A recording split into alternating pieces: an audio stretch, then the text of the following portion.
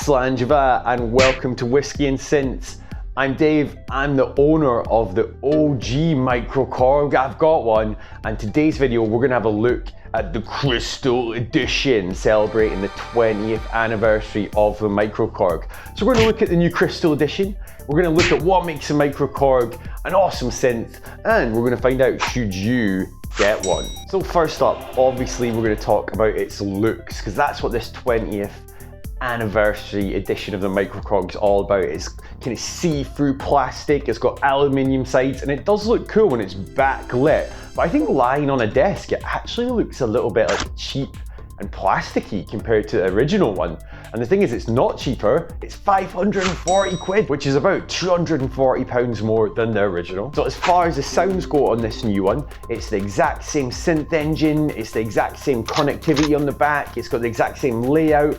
But there's no mention on Korg's website of new preset sounds being installed in it. So we'll find out, is it going to be new presets? Is it going to be the presets from other limited editions? Or is it going to be the OG presets from the original one, which might sound a little bit dated now, but they're not all dated. Some of them are standing the test of time. Now, this is funny. This is something I love about the new version. Included, they've got a carry case, a Korg branded carry case for your see-through synth. That's a see-through bag, so you can parade around showing it off. The exact quote is, "The microKORG Crystal includes a dedicated carry bag made of transparent vinyl showcasing your transparent microKORG crystal body, so you can show off your microKORG on and off stage." And I think that's kind of funny because the microKORG, to be fair, does have a bit of a reputation of being like a hipster synth for various reasons. A bit show-offy and like, check out my synth, I'm the synth guy in the band. And there's loads of memes about it like this.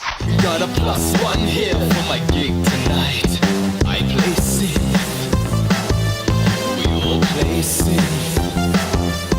So it's quite funny that one of the big selling points of the Crystal Edition is like the see-through bag you can carry around and show off your synth. So yeah, the new version of it looks kind of cool, but in my opinion, I actually prefer some of the other editions of the microKORG.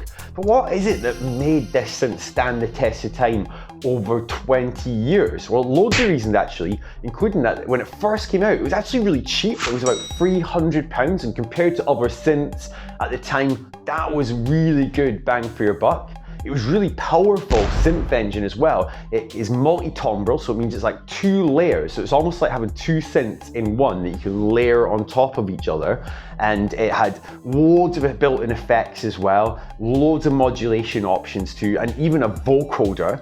Pretty cool. As we mentioned, when we mentioned the see-through transparent bag, all editions of it are pretty portable. They're quite small, not too big. They can even be battery powered. They're really light, coming under about 2 kilograms as well. So that made them quite popular at the time. If you were maybe more in a band, you could just still chuck this in with your guitar bag or with your pedal board. It wasn't that much extra to bring a sort of digital kind of analog-y kind of sounding synth to your practice. And even though it's made of plastic mainly, it was actually really robustly made and it felt quite durable.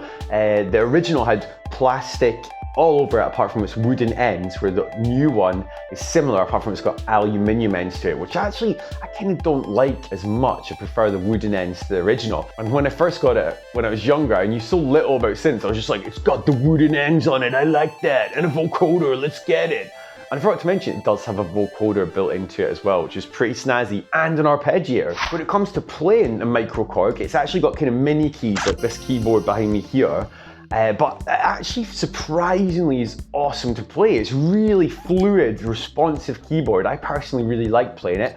It's got great modulation and pitch bend wheels that are super responsive and springy, and the buttons are quite chunky and quite satisfying to press. Even though they're kind of plasticky, they're quite big, kind of chunky buttons. And then it's big dial in the middle, which is really good for just clunking around the presets and your user settings as well. Another thing that made the microKORG so popular originally was the right place at right time. So this was 2003, there's all these indie bands out, but a lot of them are starting to want to explore their sonic palette beyond just guitars and bass and drums. So you get bands like LCD Sound System, The Rapture, even the Yeah Yeah Yeahs, and other bands wanting to take a few more synth electronic sounds into their act, and the microKORG being all these good things we mentioned before, at that price point was perfect for them to try out synths and electronics without costing a fortune. So another thing I'll say about the microKORG is the connections on the back are good. You've got 3 MIDI ports, you've got inputs for your microphone, you've even got an extra input to run audio into it and mangle it as well, which is quite cool. I also just want to offer you a free gift.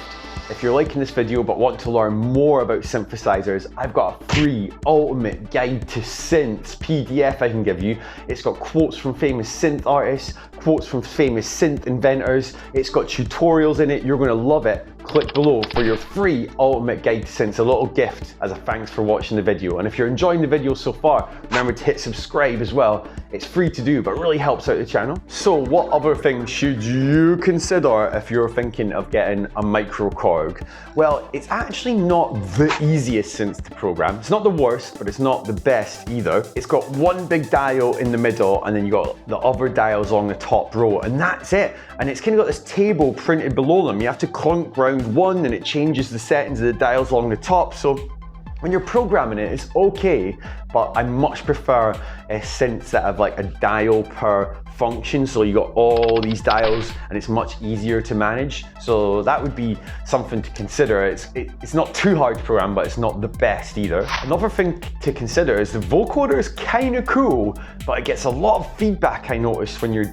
using it in a live setting, and it might be worth using your own microphone with it rather than the one supplied. And today there are more options to choose from as well. So should you get a microKORG Crystal or another version of a microKORG? Well, I think when you're looking at other options like the Arturia MicroFreak, I mean, it's got dials all over it, so it's much easier to program. It's got a little screen that shows you more information, and it's still being updated. So I don't think Korg are going to give you many more updates on the microKORG, but Arturia are still updating the MicroFreak. Only just 7 days ago, version 5 of its firmware came out, giving you the ability to sample on it and the ability to do granular synths on it. And it has got a built-in vocoder as well, which is kind of cool, and was an update on it, which is amazing. So the MicroFreak might be one to go for if you're looking for a kind of digital synth that does gnarly analog sounding sounds, even though it's a digital synth, and has much more versatility.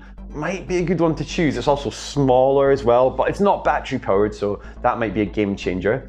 Also to consider is the Minologue XD by Korg. You know, it's got proper analog signal pathway in it, so it sounds huge. It's also got a digital oscillator in it to get those variety of tones, and you might even think it'd be good because it's a sort of not too big. It's kind of good footprint, so if you want to chuck it in a bag and take it to rehearsal, easy. And Korg will still probably be updating that as well because it's not as old as the microKORG. I feel like the Minologue XD is almost like the sort of next step from the microKORG. Affordable, awesome, looks great, sounds great, and it actually has more dials all over it, so you can actually control it and program it easier as well. But there are good things about the microKORG we covered in this video. There are some other options for you. Thanks for tuning in. Hope you enjoyed this. If you're here at the end, thanks so much. Remember, click below for your ultimate guide to synths. Free synth PDF that gives you loads of cool history about synths, tutorials on synths that you can follow, and you'll learn so much from it. And I also offer one-to-one tuition as well, so get in touch if you fancy that. Thanks for watching. I'm Dave, this is Whisky and Synths. We'll catch you later. Whisky.